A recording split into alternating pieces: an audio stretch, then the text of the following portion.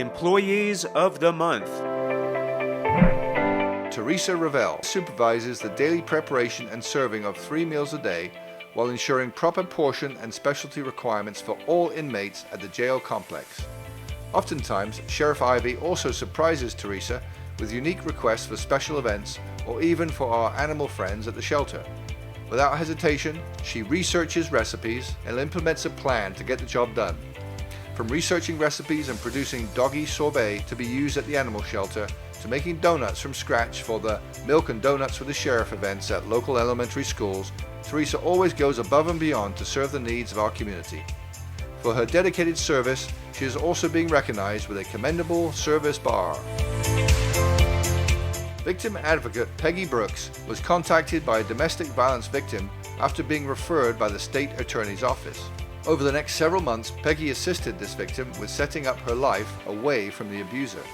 Peggy also asked for investigative assistance in reopening the victim's case after finding that it had been closed due to lack of evidence.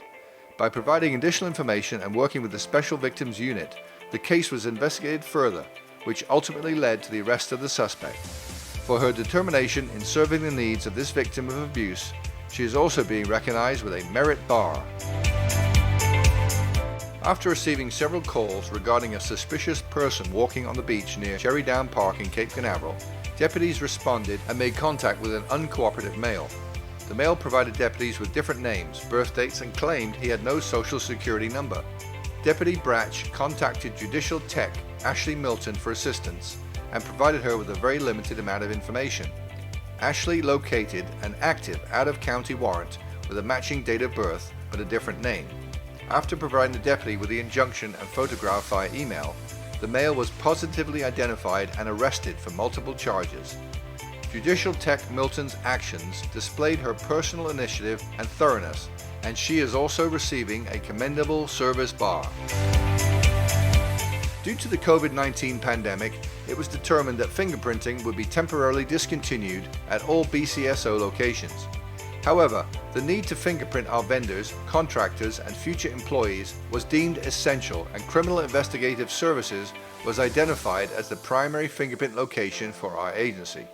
During the shutdown alone, Darian Simmons successfully fingerprinted over 100 of our vendors, contract, current, and future BCSO employees. Darian's dedication and effort assisted our agency in being able to continue its hiring process, as well as serve the citizens of Brevard County. For her service, she is also receiving a commendable service bar. Due to the COVID-19 pandemic, many statewide agencies began altering the way sex offender registration occurred. Some conducted registrations by telephone, while a few temporarily discontinued registrations altogether.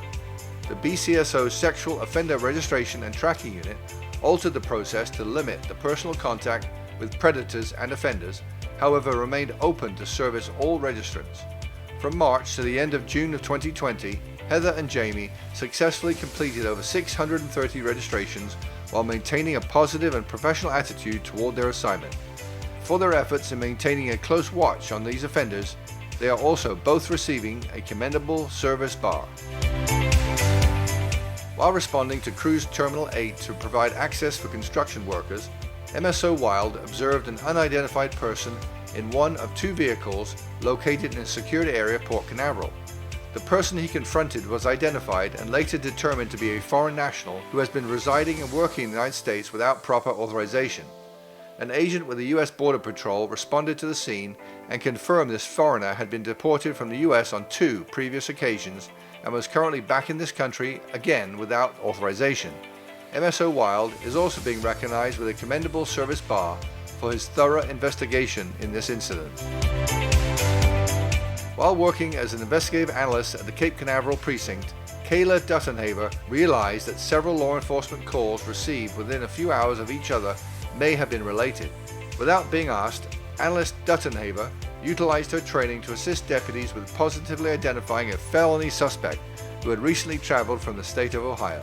Due to her efforts, analyst duttenhaver was able to support multiple law enforcement agencies to apprehend the suspect, who without her assistance may have been able to evade capture and continue to victimize the citizens of Brevard County. For her initiative, Kayla is also receiving a commendable service bar. In August of 2020, crime scene investigator Jenna Gardner was asked to assist the Cocoa Police Department in a homicide case that occurred in their city.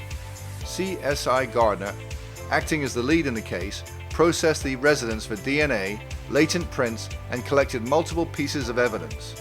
She collected and processed a plastic bag that was located on a bed in the master bedroom.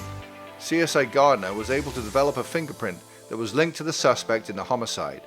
Using her knowledge, training, and experience, CSI Gardner was able to develop the definite piece of evidence needed to charge the suspect with premeditated first-degree murder. CSI Gardner is also being recognized in this investigation with a Bar of Merit. While in the Port St. John area and actively monitoring her radio, Aeo Stoneback heard a call for all available personnel to assist with the search of an at-risk missing endangered adult. The male was a diabetic, partially blind, and previously diagnosed with dementia. She obtained a description of the missing suspect from the call comments and began actively searching the area. Aeo Stoneback observed a male walking along the roadway that matched the description of the missing subject. Aeo Stoneback successfully located the missing adult, who was safely reunited with his family. For her efforts in bringing this incident to a safe conclusion, she is also receiving a commendable service bar. While in residence in Melbourne, Aeo Friedman made contact with a female and a male who refused to sign a dangerous dog citation. Returning to his vehicle, Aeo Friedman noticed there was a warrant alert in New World for that address. He was able to locate a photo of the wanted person which matched the male subject.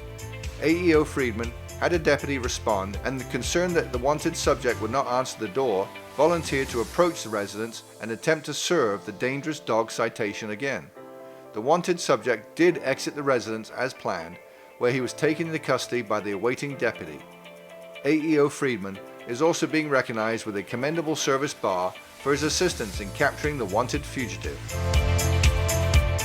In November of 2020, most of the BCSO computer systems succumbed to a software update which caused many computers to become inoperable.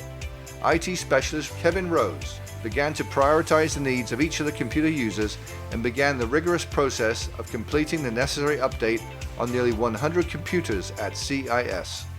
During the same time period, the Sexual Offender Registration and Tracking Unit moved the registration responsibilities for all sexual predators offenders from CIS to the jail complex. Additionally, the Career Criminal Offenders Felony Registration responsibilities were also transitioned from the Records Unit at Parkway. Specialist Rose was instrumental in the transition of all computer-related needs from both locations to the jail complex. For his efforts in these projects, he is also receiving a commendable service bar. While reviewing an inmate visit, Inmate Information Clerk McPeak was alerted to a possible law violation when she reviewed the inmate's paperwork and determined that the visitor may also be the victim in a criminal case. McPeak immediately notified Criminal Investigative Services, who initiated an investigation and determined that the visitor was in fact the victim of this inmate. Further review found that the inmate was employing other inmates within his cell block to call his victim, which had been done a total of 33 times.